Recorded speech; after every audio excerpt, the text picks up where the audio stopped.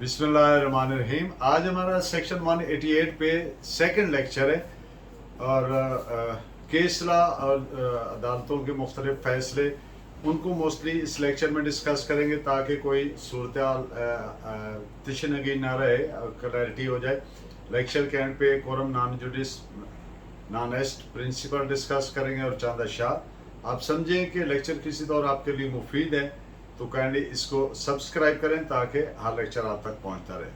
Section 188 को मैं उर्दू में बयान कर देता हूं कि ये जो कोई जानते हुए कि पब्लिक सर्वेंट ने हुक्म नाफिज किया है, जो हुक्म नाफिज करने का इख्तियार रखता है, मजाज है कि वो बाज रहे किसी फेल से या किसी खास प्रॉपर्टी की बाबत कोई खास हुक्म ले जो उसके कब्जा या ज़ेर इंतज़ाम है, ऐसी हिदायत की डायरेक्शन की नाफरमानी करता है।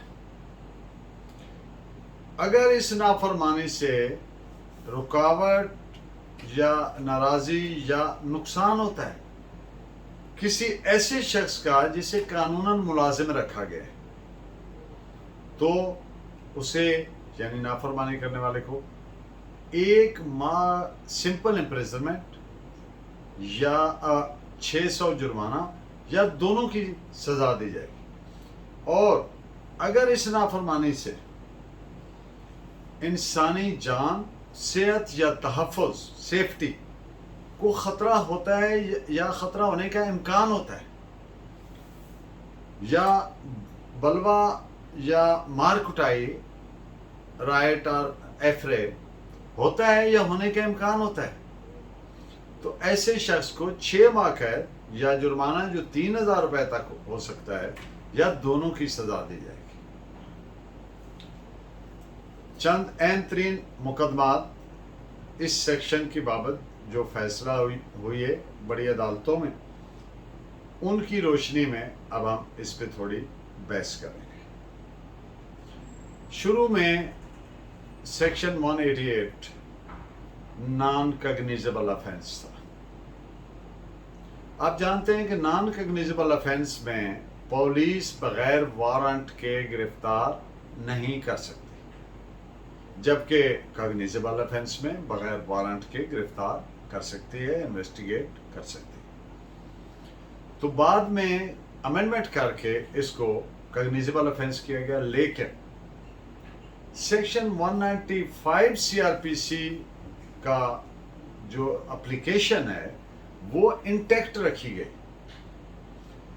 यानी एफआईआर डायरेक्ट एसएचओ नहीं दे सकता, बल्कि जिस पब्लिक सर्वेंट के हुक्म की वायलेशन हुई है, डिसोबेयंस हुई है, वो पब्लिक सर्वेंट या उसका सुपीरियर ऑफिसर तहरीरी दरखास्त देगा कंसर्न्ड एरिया मैजिस्ट्रेट को। ये इनफैक्ट डिसेबलिंग सेक्शन है, सेक्शन 195। जितने जराइम हैं ये सेक्शन 172 से लेकर 188 तक, उन तमाम की बाबत पुलिस को इख्तियार नहीं, एसएचओ एफआईआर दर्ज नहीं कर सकता। अगर करेगा तो वो इलीगल होगी, विदाउट जुरिस्डिक्शन होगी और लायबल टू बी क्वेश्ड होगी। क्यों कि लाजिम है कि सेक्शन 195 को सीआरपीसी को ऑब्जर्व किया जाए, उस पर अमल दरामद किया जाए। तो इन बातों पे चंद एक Kesla note फरमाएं। 1995 MLD 1803, 1984 Pakistan criminal law journal 772, PND 1971 supreme court page 1 to 4, 1997 MLD 2532, 2000 YLR 1306 and 2000 Pakistan criminal law journal page 297।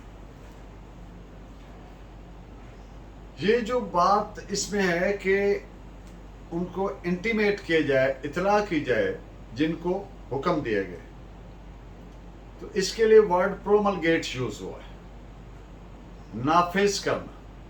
तो जब नाफिज किया जाता है तो प्रॉपर लोगों को कन्वे किया जाता है, इन्फॉर्म किया जाता है। ये जो इंफॉर्मेशन है मुश्तरी मनादी जिसको उर्दू में बोल देते हैं, یہ اس کے لیے کوئی پرٹیکولر پروسیجر نہیں پرووائڈ کیا گیا، کوئی خاص طریقہ کار نہیں پرووائڈ کیا گیا.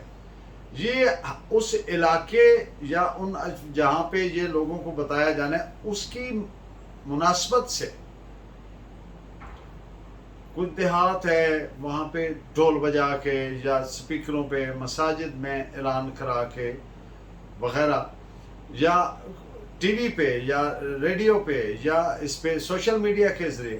مطلب مقصد یہ ہے کہ انشور کرنا کہ ان کو اطلاع پراپر ہو گئی ہے کہ یہ حکم نافذ ہو گیا ہے، کہ یہ فیل نہیں کرنا. اس پہ آپ ججمنٹس نوٹ فرمائیں. اے آئی آر 1955 الہ آباد پیج 423 and 1987 Pakistan criminal law journal 631 Orissa.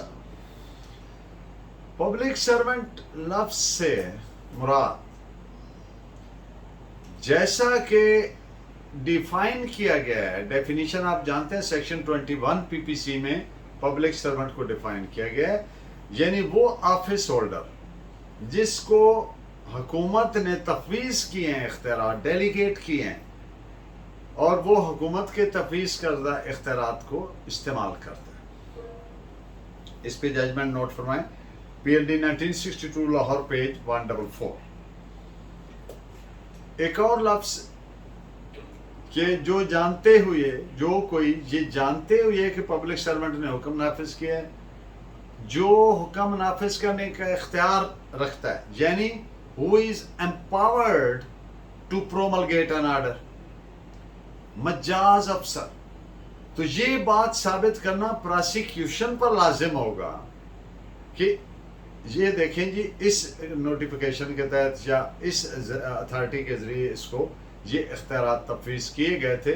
He was lawfully empowered to promulgate that order.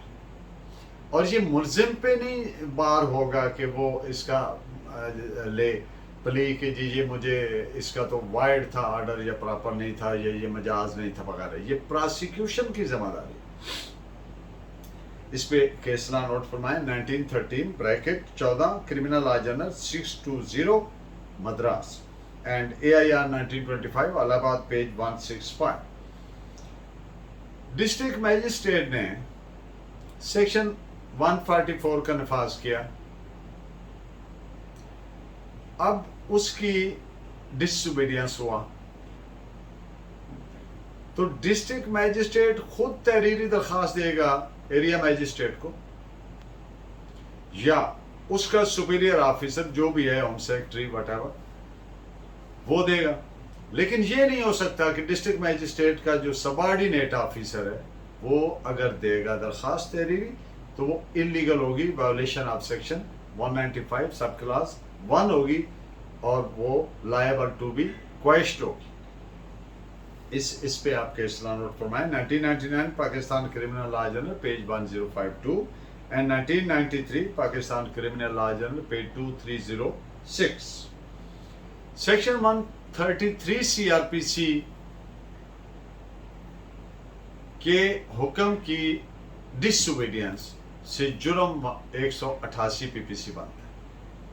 Section 133 آپ جانتے ہیں C R P C, removal of nuisance. کوئی مضر شے ہے، کوئی نقصان دینے والی چیز ہے تو اس کو ہٹانے کا حکم دے سکتی ہے کنسرنڈ پرائیویٹ پبلک سرونٹ.